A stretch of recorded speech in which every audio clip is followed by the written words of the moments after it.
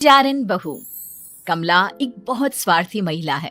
उसने पैसों के लिए एक ऐसे इंसान से शादी की जो पहले से शादीशुदा और एक बच्चे का पिता भी था। कमला के पति को मरे हुए एक अरसा बीत गया है। अब वो अपने सौतेले बेटे वैभव के साथ रहती है। वैभव के दिल में अपनी माँ को लेकर इतना डर है कि वो अपनी माँ के सामने एक शब्द नहीं बोल पाता। उसकी माँ जो कहती है उसको सर झुकाकर वही मानना पड़ता है। वैभव, तुमने अभी तक घर का काम क्यों नहीं किया? तुमसे कितनी बार कहा है कि सूरज निकलने से पहले तुम घर की साफ सफाई पूरी कर दिया करो। वैभव कुछ नहीं बोलता, चुपचाप सर झुकाए अपनी माँ की बात सुनता रहता है। तभी पास में खड़ा नौकर सुखराम कहता है, मालकिन, वैभव बाबा को रात से तेज बुखार है, इसलिए वो सुबह जल्दी उठ नहीं पाए। उनके बदले मैं घर की साफ सफाई कर देता हूँ। इसे कोई बुखार नहीं है। मैं इसे अच्छी तरह से जानती हूँ।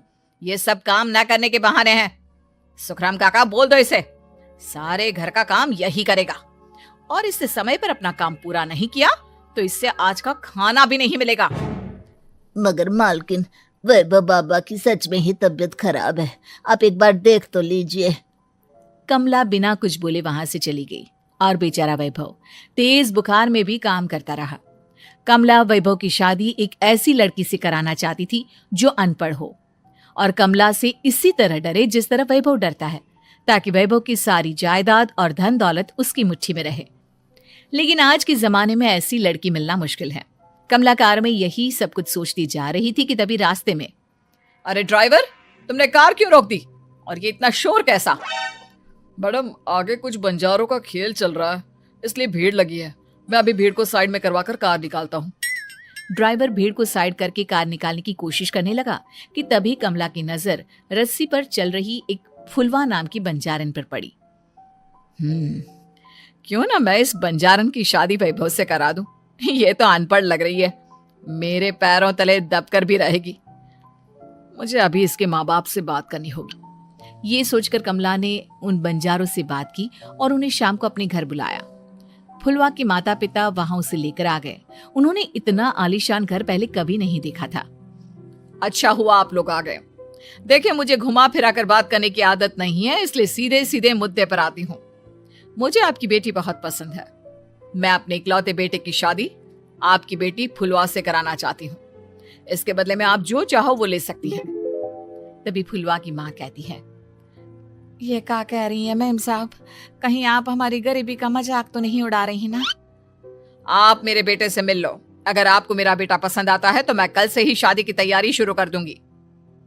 सुखराम, सुखराम, वैभव को लेकर आओ। फुलवा अपनी माँ के कान में फुसफुसाती है, माँ, कहीं इस मेम साहब का छोरा पागल तो ना है? फुलवा अपनी माँ से बात कर रही होती है कि वैभव वहां आता है। फुलवा उसे देखती ही रह जाती है और उसके माता पिता उसकी शादी तय कर देते हैं। शादी वाले दिन किसी को फुलवा और वैभव की बेमेल विवाह की बात समझ में नहीं आती। फिर भी एक औरत कमला से पूछ ही लेती है, कमला जी, आपने अपने इकलौते बेटे की शादी देहाती गवार से क्यों करा दी? ये बंजारन आपके घर की बहू बनने लायक तो नहीं है। कम से कम अपने स्टेटस का ही ख्याल कर लिया होता। बहू तो अपने टक्कर की लाती, आपने तो बंजारन को ही बहू बना लिया। अब कमला को समझ में नहीं आ रहा था कि इस बात का क्या जवाब दे।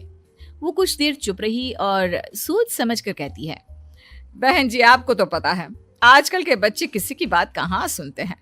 मैं तो अपनी बहू एक पढ़ी लिखी और अपनी सोसाइटी की ही ढूंढ रही थी। लेकिन मेरे बेटे ने मेरे सामने इस बंजारन को लाकर खड़ा कर दिया। बोला कि मैं शादी करूंगा तो इसी से। अब भला मैं क्या करती, मुझे अपने बेटे के सामने झुकना ही पड़ा। कमला की ये बातें सुखराम भी सुन रहा था। उसने ये सारी बातें वैभव को जाकर बता दी। काका, मैं तो फुलवा को जानता भी नहीं, फिर माँ मेरे बारे में झूठ क्यों कह रही है? अरे बेटा, तुम कितने भोले हो, तुम्हें कुछ भी नहीं पता। तुम्हारे पिता अपनी सारी संपत्ति तुम्हारे नाम करके गए हैं। तुम्हारी माँ नहीं चाहती कि यह संपत्ति तुम्हें मिले, इसलिए उन्होंने तुम्हारी अनपढ़ लड़की से शादी करवाई ताकि तुम्हारी तरह वो भी अपने हक के लिए आवाज ना उठा सके। सुखराम काका, मैं क्या करूं, आप ही बताओ। माँ के सामने आते ही मेरे हाथ पैर कांपने लगते हैं। मैं माँ को कुछ भी नहीं कह पाता। वे दोनों बात कर ही रहे थे कि अचानक कमला वहां गई। कमला को देखकर दोनों घबरा गए। तुम दोनों फिर कभी बातें कर लेना, अभी फेरों का समय हो गया है, चलो जल्दी आओ। इस तरह फुलवा और वैभव की शादी हो गई। अगले दिन कमला ने फुलवा को बुलाया और उसे नसीहत देने लगी। देख बंजारन, तुझे मैंने अपनी बहू बना तो लिया है, लेकिन तुझे इस घर में आंख कान मुंह बंद करके रहना होगा। घर का काम कर और अपने पति से मतलब रख, समझी? कमला का ऐसा रवैया फुलवा को बिल्कुल समझ में नहीं आया। उसने वैभव से इस बारे में बात की। सुनिए ना, माँ जी ने जिस तरह मुझसे बात की मुझे अच्छा नहीं लगा। शादी से पहले तो वो मुझसे बहुत अच्छे से बात कर रही थी, लेकिन शादी के बाद उन्हें क्या हो गया? तुम ज्यादा मत सोचो, जैसा माँ कहती है वैसा ही करो। ये कहकर वैभव वहां से चला गया। अगले दिन वैभव को घर के नौकरों की तरह काम करता देख फुलवा को बहुत हैरानी हुई। फुलवा ने इस बारे में सुखराम काका से बात की तो सुखराम काका ने फुलवा को सारी बात बता दी। अब फुलवा को समझ में आ गया कि उसकी सास ने एक बंजारन को बहू क्यों बनाया। एक दिन वैभव घर का काम कर रहा था, तभी उससे कांच की प्लेट टूट गई। किसने गिराई ये कांच की प्लेट? वैभव को वहां खड़ा देख कमला ने छड़ी से उसे मारना शुरू कर दिया। उसके पैर में कांच चुभ गया और खून बहने लगा, लेकिन फिर भी कमला उससे मारे जा रही थी। ये देखकर फुलवा ने कमला के हाथ से छड़ी छीन ली और तोड़कर फेंक दी। बंजारन, तेरी इतनी हिम्मत, तूने मेरे हाथ से छड़ी छीनी? कमला फुलवा को थप्पड़ मारने ही वाली थी कि फुलवा उसका हाथ पकड़ लेती है। ओ सस माँ, मैंने मॉम की गुड़िया ना समझ लियो। बंजारन हो बंजारन, ईंट का जवाब पत्थर से देना जानती हूँ। आज के बाद मेरे या वैभव जी के ऊपर हाथ उठाने की सोचियो भी ना, समझी ससु माँ? ये कहकर फुलवा वैभव को लेकर वहां से चली गई। उसने वैभव के पैर पर पट्टी बांधी, उसके आंसू पोंछे। वैभव ने पहली बार किसी के दिल में अपने लिए इतना प्यार महसूस किया। अब फुलवा वैभव का हर काम में हाथ बटाती, उसका बहुत ख्याल रखती। इस तरह दोनों बहुत ज्यादा नजदीक आ गए। वहीं दूसरी ओर कमला सारी जायदाद अपने नाम करने की साजिश करने लगी। और एक दिन, वैभव, जल्दी बाहर आओ। कमला की आवाज सुनकर वैभव और फुलवा अपने कमरे से बाहर आ गए। जी माँ, आपने बुलाया? ये ले, इन कागजों पर साइन कर दे। वैभव कागजों पर साइन करने ही वाला था कि फुलवा वैभव के हाथ से पेन छीनकर कहती है, ना वैभव जी, आप इस पर हस्ताक्षर नहीं करेंगे। आओ बंजारन, मैं तुझसे बात नहीं कर रही। ये बात मेरे और मेरे बेटे के बीच की है। चुपचाप पेन दे दे, नहीं तो तेरी खाल उधेड़ लूंगी। सस माँ, बंजारन की खाल इतनी भी ढीली ना होवे कि कोई भी उधेड़ लेवे। जो यकीन ना आता हो तो देख ले उतार के। और हाँ, बंजारन जरूर हूँ, पर अनपढ़ ना हूँ। मन ने भी पता है कि किसी भी कागज पर साइन करने से पहले उसे अच्छी तरह पढ़ लेवे हैं। पेन देती है या नहीं? ये कहकर कमला फुलवा को मारने आई तो फुलवा ने कमला को धक्का दे दिया और वो नीचे गिर गई। कमला डरकर वहां से भाग गई। अब फुलवा ने वो कागज उठाए और वैभव के साथ सीधा वकील के पास चली गई। वकील ने वो कागज देखे और फुलवा को बताया, वैभव के पिता की सारी जायदाद और संपत्ति वैभव के नाम है, लेकिन वैभव की सौतेली माँ इस संपत्ति को अपने नाम कराना चाहती है, इसलिए इन कागजों पर वो साइन करा रही थी। तो अब हमें क्या करना चाहिए वकील साहब? वकील ने फुलवा और वैभव को सब कुछ अच्छी तरह से समझा दिया।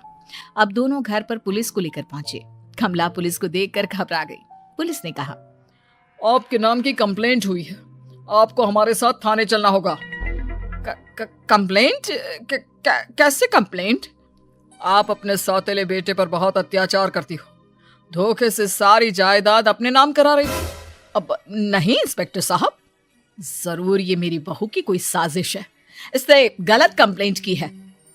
मैडम, शिकायत आपकी बहू ने नहीं बल्कि आपके बेटे वैभव ने की है। कमला वैभव का नाम सुनकर दंग रह गई। जिस बेटे ने कभी उसके सामने सर नहीं उठाया था, आज वही बेटा उसके सामने पुलिस को ले आया है। वैभव, तुम्हारी इतनी हिम्मत कि तुम पुलिस को ले आए? हाँ माँ, मैं लाया हूँ पुलिस को, और मेरे अंदर इतनी हिम्मत कभी ना आती अगर फुलवा मेरा साथ ना देती। आपने बंजारन बहू को लाकर अपने ही पैर पर कुल्हाड़ी मारी है माँ। मैडम, आपकी बात खत्म हो गई हो तो चलो हमारे साथ। वैभव, मुझे माफ कर दो, मुझे थाने मत भेजो। आज के बाद मैं तुम्हें कभी नहीं मारूंगी। तुम्हें कभी परेशान नहीं करूंगी, मुझे माफ कर दो। वैभव अपनी कंप्लेंट वापस ले लेता है और पुलिस वहां से चली जाती है। वैभव अपनी सौतेली माँ से कहता है, मैंने पुलिस को वापस तो भेज दिया है, लेकिन मैं आपको माफ नहीं कर सकता। आपने बचपन से आज तक कभी मेरे सर पर हाथ नहीं रखा, हमेशा मुझे मारती रही, नौकरों की तरह बर्ताव करती रही। आप इस घर में नहीं रह सकती, चली जाइए यहां से। कमला घर छोड़कर चली गई और सड़क किनारे खड़ी होकर सोचने लगी, काश मैंने वैभव को माँ की तरह प्यार किया होता तो आज मैं इस तरह से बेसहारा ना